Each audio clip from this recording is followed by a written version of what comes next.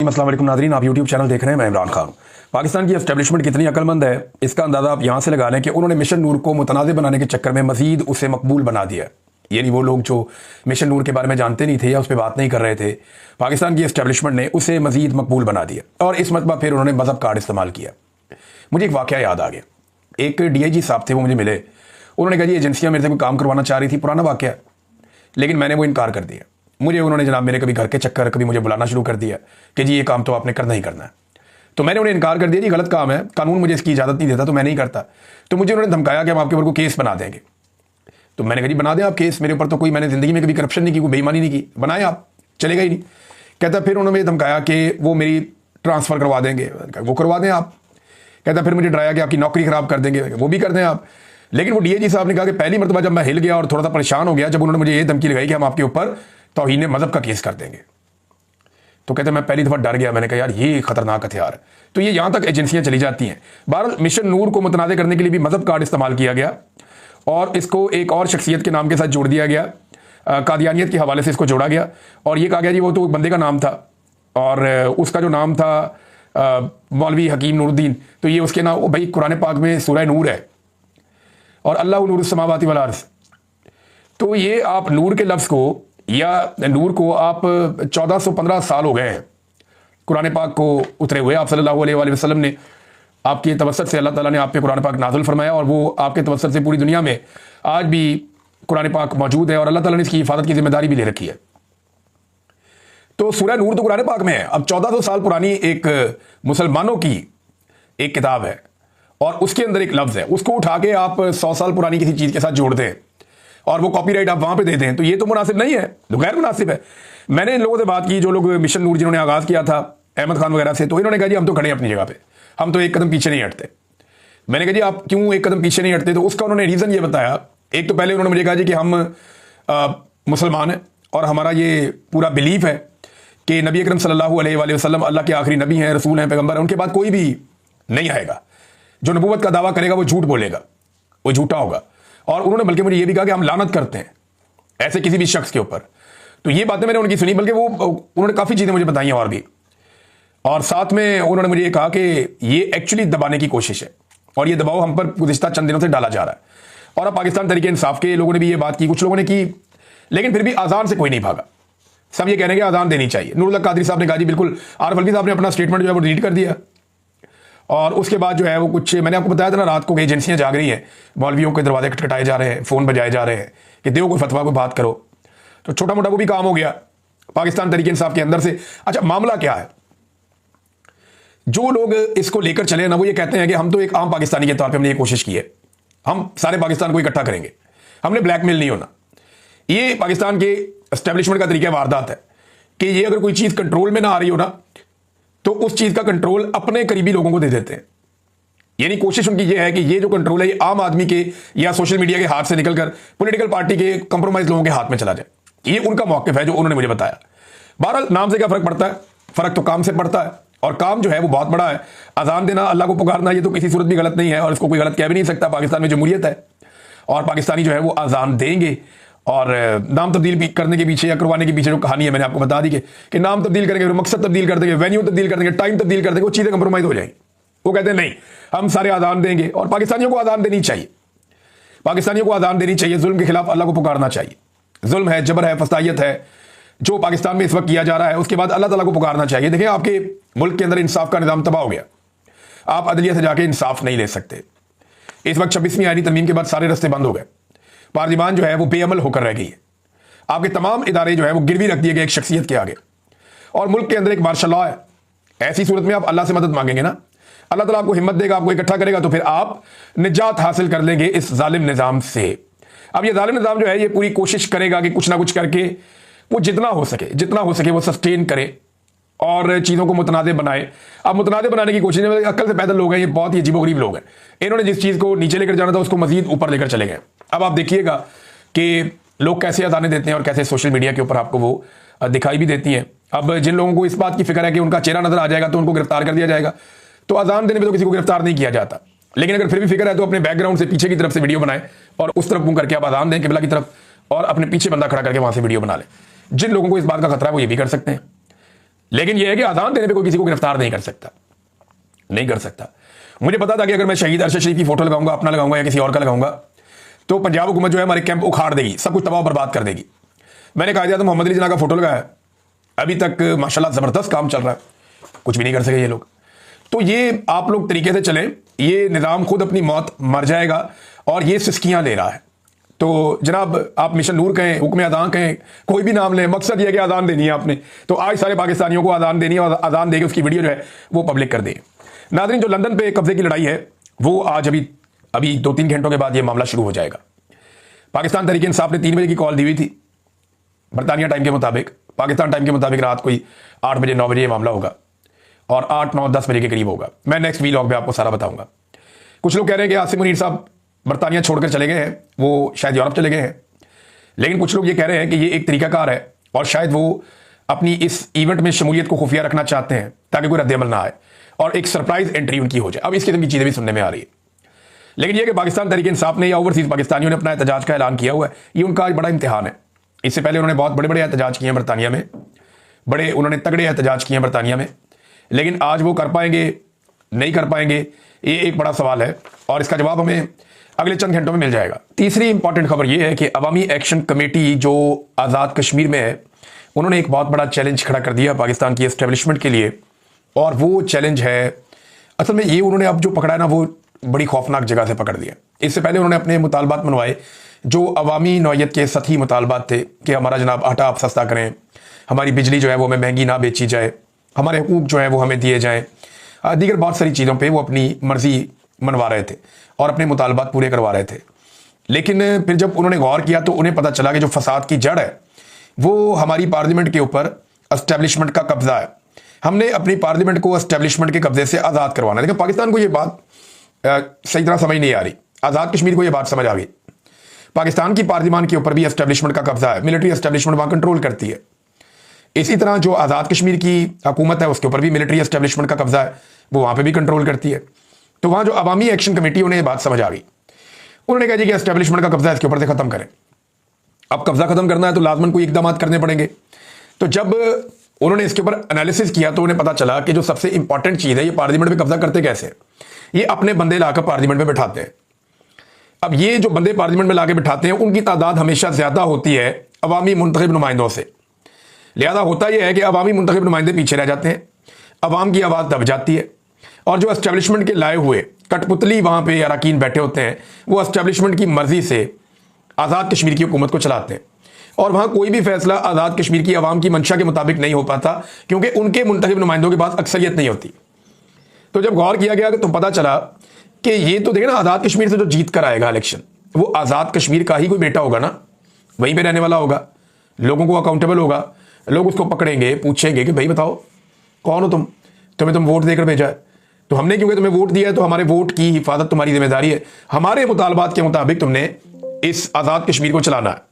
एक रियासत की हैसियत है उसके पास, रियासत आज़ाद कश्मीर।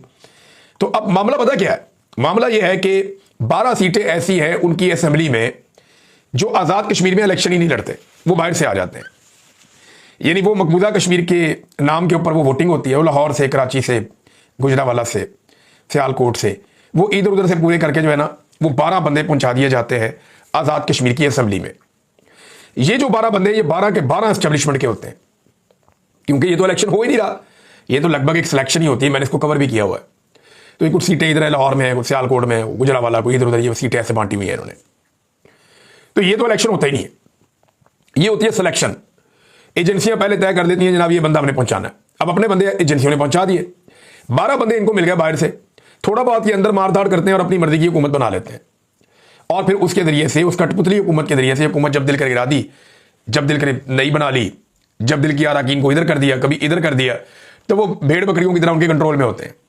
अब ये जो है ना अवामी एक्शन कमेटी ने फैसला किया कि ये सिलसिला तो बंद करवाएं। उन्होंने ये मुतालबा कर दिया है कि आज़ाद कश्मीर में जो भी रुकन बनेगा असेंबली का, आज़ाद कश्मीर की असेंबली का जो भी रुकन होगा वो वही होगा जो यहां से इलेक्शन लड़ेगा। ये नहीं हो सकता कि आप इलेक्शन कहीं और लड़वा दें और बंदा बाहर से लाके आप हमारी असेंबली के ऊपर बैठा दें। ये उन्होंने मुतालबा किया।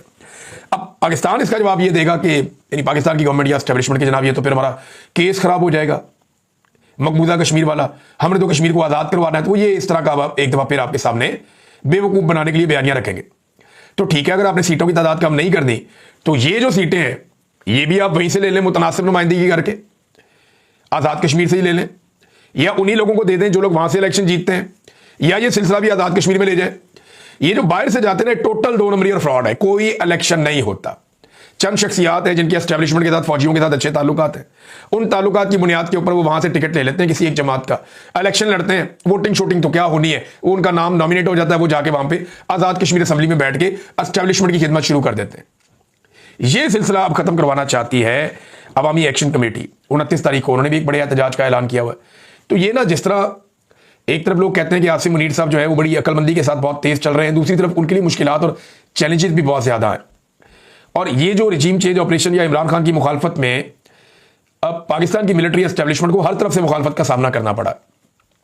वजह यह है कि अवामी सपोर्ट जिन इश्यूज को नहीं मिलती थी उन इश्यूज को भी भरपूर अवामी सपोर्ट मिल रही है, क्योंकि पाकिस्तान की मिलिट्री एस्टेब्लिशमेंट पाकिस्तान के सबसे मकबूल सियासतदान को मार रही है। तो वो जो अवामी सपोर्ट है वो हर उस इशू के साथ चली जाती है जो मिलिट्री एस्टेब्लिशमेंट के खिलाफ जा रहा होता है। ये एक हकीकत है, आपको इस पे आंखें बंद करना चाहता है तो कर ले, लेकिन रियलिटी यही है। नाज़रीन, पाकिस्तान और सऊदी अरब के मुआहदे के ऊपर अल्लामा राजा नासिर अब्बास साहब ने एक स्टेटमेंट दिया। ये बहुत इंपॉर्टेंट स्टेटमेंट है उनका, जरा ये स्टेटमेंट आप देखिए। वो ये कहते हैं, मैं बहैसियत एक पुख्ता यकीन रखने वाला मुसलमान जो मुस्लिम इत्तेहाद और दुश्मनों के मुकाबले के लिए मुकम्मल तैयारी को जरूरी समझता है, पाकिस्तान और सऊदी अरब के माबैन होने वाले दिफाई मुआहदे का खैर मकदम और उसकी हमायत करता हूँ। ये बिल्कुल इसी हदायत के मुताबिक है जो कुरान करीम ने सूरह अनफाल में दी है। फिर सूरह अनफाल की आयत का उन्होंने तर्जमा बताया कि दुश्मन के मुकाबले में अपने घोड़े और जंगी ताकत तैयार रखनी है। ये मुआहदा एक अहम और तारीखी कदम है, लेकिन हतमी राय कायम करने से पहले चंद सवालात पर वजाहत जरूरी है। कुछ सवाल इन्होंने उठाए, बड़े इंपॉर्टेंट है। उन्होंने कहा, जी क्या यह मुआहदा वादे तौर पर पाकिस्तान और सऊदी अरब को इसराइली जारहियत के मुकाबले के लिए पाबंद करता है या इसके दूसरे स्ट्रेटेजिक मकासद हैं? ये बहुत इंपॉर्टेंट क्वेश्चन। दूसरा, इस मुआहदे के तहत जारहियत की तारीफ क्या है? आप किसे जारहियत कहते हैं कि ये मामला जारहाना है और ये नहीं है? और क्या यह मुआहदा खित्ते में अमरीकी फौजी अड्डों पर मुस्लिम ममालिक के इन्हिसार को कम कर सकेगा या फिर यह सिर्फ मगरबी इत्तेहादों की तकमील का जरिया बनेगा? बहुत अहम सवाल। दूसरे मुस्लिम ममालिक इस मुआहदे को किस नज़र से देखेंगे और इस पर किस तरह का रद्देमल देंगे? ये ईरान और यमन की और बाकी ममालिक की बात है। क्या यह मुआहदा एक वसी मुस्लिम इत्तेहाद में तब्दील हो सकता है जो मशरिक़ वस्ता की सिक्योरिटी का नक्शा बदल दे और इसराइली और मगरबी गलबे को कमज़ोर कर दे? सवाल तो बहुत अच्छा है, लेकिन मुझे बज़ाहिर ऐसा लगता नहीं है।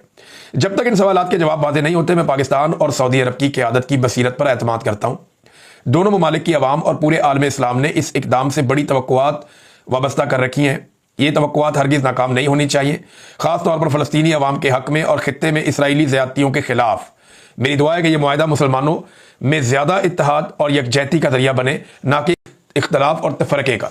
अब ये वही बात है जो कुछ लोग कहते हैं कि जो अहमद कुरैशी ने कही कि ईरान और दूसरे मुल्कों के खिलाफ ये जो इत्तेहाद है ये इसराइल के खिलाफ नहीं है। अहमद कुरैशी जो एस्टेब्लिशमेंट के आदमी है, उनके साथ अच्छे ताल्लुकात हैं, तो उनका कहना है कि ये इसराइल के खिलाफ नहीं है, ये मुसलमान ममालिक हैं, ये मामला उस तरफ जाता है। तो ये बड़ी तशवीश की बात है। लेकिन अल्लामा राजा नासिर अब्बास साहब ने बड़े ज़र्फ़ का सबूत भी दिया और सवाल भी उठाया। नाज़रीन, पाकिस्तान के वज़ीर दिफ़ा ख्वाजा आसिफ साहब ने एक बड़ी अजीबोगरीब हरकत की, बहुत ही खौफनाक। ख्वाजा आसिफ कहते हैं कि बगैर किसी इबहाम के कहता हूं कि अफगानिस्तान दुश्मन मुल्क है। हमारी सरजमीन पर हमले हों, हमारे बच्चों का खून बहाया जाए, यहां मौजूद दहशतगर्द इनसे इमदाद ले, ये हमसायों वाली बात नहीं है। बगैर किसी इबहाम के कहता हूं कि अफगानिस्तान दुश्मन मुल्क है। ये डॉन न्यूज़ का स्क्रीनशॉट है और नादिर बलोच साहब ने इसको ट्विटर के ऊपर ट्वीट किया, जहां से मैंने इस खबर को उठाया। अब अगर ख्वाजा साहब ये कह रहे हैं तो ख्वाजा साहब ने बड़ी खौफनाक बात की है। एक बरादर इस्लामी मुल्क को दुश्मन डिक्लेयर करने का मतलब क्या है? पाकिस्तान की एक लंबी सरहद मिलती है, सबसे लंबी, अफगानिस्तान के साथ, और उस मुल्क को दुश्मन डिक्लेयर करने का मतलब भी पता है वज़ीर दिफा को? हम उसे बरादर इस्लामी मुल्क कहते हैं। अगर तो ये खबर ऐसी है जो डॉन ने लगाई है, तो ये तो अपने पांव पे कुल्हाड़ा मारने वाली बात है। मशरिक में आपका दुश्मन इंडिया है और दूसरी तरफ आपने अफगानिस्तान को अपना दुश्मन डिक्लेयर कर दिया है। ईरान के साथ आपके वैसे ही अच्छे ताल्लुकात नहीं है, सऊदी अरब के साथ आप मुआहदे में चले गए हैं। ख्वाजा साहब, आपने चारों तरफ अपने लिए दुश्मनियां पैदा कर दी हैं। अफगानी आपके बारे में क्या सोचते हैं? देखें, मेरी सबसे पहली हमदर्दी अगर दुनिया में किसी से हो सकती है तो वो पाकिस्तानियों से हो सकती है, मुसलमानों से और पाकिस्तानियों से हो सकती है। मेरा मजहब और मेरी कौमियत है, लेकिन कुछ चीजें सोचनी पड़ेगी ना कि अफगानों के साथ क्या हुआ। मैं कुछ डाटा आपके सामने रखता हूं कि जो जंग अफगानिस्तान के अंदर लड़ी गई है वो पाकिस्तान से उसके रास्ते खुले हैं। हमने यहां से जहादी तैयार कर करके पूरी दुनिया से लोगों को बुलाकर ट्रेनिंग दिलवाकर डॉलर कमाए हमारे जर्नैलों ने। आज उन जर्नैलों के बच्चों की शुगर मिले हैं, बहुत माल उन्होंने कमाया बेशुमार। तो मामला यह है कि हमने यहां पे बेशुमार पैसा बनाया और बच्चे किसके बने? अफगानों के। हमने लड़ाई का पूरा एक रुख बना दिया अफगानिस्तान के अंदर और यहां से लोगों को ट्रेन कर करके अफगानिस्तान में पहुंचाया। सोवियत वार, उसके बाद 9/11 के बाद एक नई जंग, और हमने हर जंग में अपना भरपूर किरदार ना सिर्फ अदा किया बल्कि बाहर से आने वालों को अड्डे फराहम किए कि जाके अफगानिस्तान में लड़ो और कत्लो गारतगिरी करो। अफगानिस्तान में जो लोग कत्ल हुए ना, हमारी तो हम 90,000 80,000 लाशों का जिक्र करते हैं कि दहशतगर्दी की जंग में हमारे 70,000 कहता है, कोई 90,000 कहता है, इतने लोग शहीद हो गए हैं, लेकिन 1 लाख से कम है। मुख्तलिफ जो रिपोर्टें हैं, आप सोशल मीडिया पे, आप इंटरनेट पे जाएं, गूगल करें, आपको पता चलेगा कि मुख्तलिफ जो आलमी रिपोर्टें हैं वो ये बताती हैं कि 2 से 3 मिलियन यानी 30 लाख तक अफगानी उनका कत्लेआम हुआ है अफगानिस्तान में इन लड़ाइयों के नतीजे में। 30 लाख तक। और अभी जो कत्लेआम हुआ है गुज़िश्ता दहाइयों में, वो भी उसके अंदर आप शामिल कर दें, तो बड़े पैमाने पर अफगानियों का कत्लेआम हुआ। लगभग 3 मिलियन उनके लोग माजूर और जख्मी हो गए। आप अफगानिस्तान जाए ना, मैं भी गया हूं, तो आपको बहुत सारे लोग जो बुजुर्ग हैं वो बहुत सारे लोग आपको माजूर नजर आते हैं। बेशुमार लोग जो हैं वो या व्हील चेयर पे हैं या उनके हाथ में बैसाखी है। वजह क्या है भाई? वहां बारूदी सुरंगें थी हर तरफ, इतने बम मारे, इतनी तबाही हुई है वहां पे कि बेशुमार लोग जो है माजूर हो गए। लगभग 30 लाख लोग माजूर हुए, जख्मी हुए, और 50 लाख लोग वहां से हिजरत करके चले गए अफगानिस्तान से, जबकि 20 लाख लोग मुल्क के अंदर हिजरत कर गए, यहां से वहां, वहां से वहां, वहां से वहां। ऐसी खौफनाक कत्लो गारतगिरी हुई ना अफगानिस्तान में, कोई सोच भी नहीं सकता, रूह कांप जाती है। कंटेनरों के अंदर बंद करके बंदों को गोलियां मारी गई, बड़ा बड़ा जुल्म हुआ। और यही ख्वाजा आसिफ है, जब अमेरिका अफगानिस्तान से शिकस्त खाकर निकल रहा था तो इसी ख्वाजा आसिफ ने ट्वीट करके कहा था कि ताकतें तुम्हारी हैं और खुदा हमारा है। उस वक्त वो सूट करता था तो उधर चल पड़े, क्योंकि उस वक्त पाकिस्तान की मिलिट्री एस्टेब्लिशमेंट के दिमाग में ये चल रहा था कि जनाब तालिबान के साथ अपनी यारी दोस्ती रखनी है, और उनके दिमाग में ये चल रहा था कि हमने तालिबान को पाकिस्तान भी वापस लेकर आना है। तो ख्वाजा आसिफ साहब ने जूता वो वाला पकड़ा हुआ था, उत्थे पॉलिश चल रही थी कि ताकतें तुम्हारी हैं और खुदा हमारा है। और अब वही ख्वाजा आसिफ कहते हैं जी अफगानिस्तान जो है वो, ये इस खबर के मुताबिक कि बगैर किसी इबाहम के कहता हूं कि अफगानिस्तान दुश्मन मुल्क। कोई दोस्त रहने देना अपने पाकिस्तान का इस खित्ते में या अपने आसपास। बांग्लादेश आपको कहता है माफी मांगो, इंडिया का आपके साथ फटा है, ईरान के साथ आपके ताल्लुकात ठीक नहीं है, अब अफगानिस्तान के साथ भी आप अपना काम खराब करके बाकायदा डिक्लेयर कर रहे हैं कि दुश्मन है। ये इंतहाई अफसोसनाक और घटिया रवैया है और इसको तब्दील होना चाहिए। नाज़रीन, सिविल बड़ाई साहब ने कहा कि आर्मी चीफ में आजिज़ी भी है, अज़म भी है और अकल भी है। आजिज़ी इतनी है कि पाकिस्तान में आपको नजर आ रही है जो कुछ हो रहा है।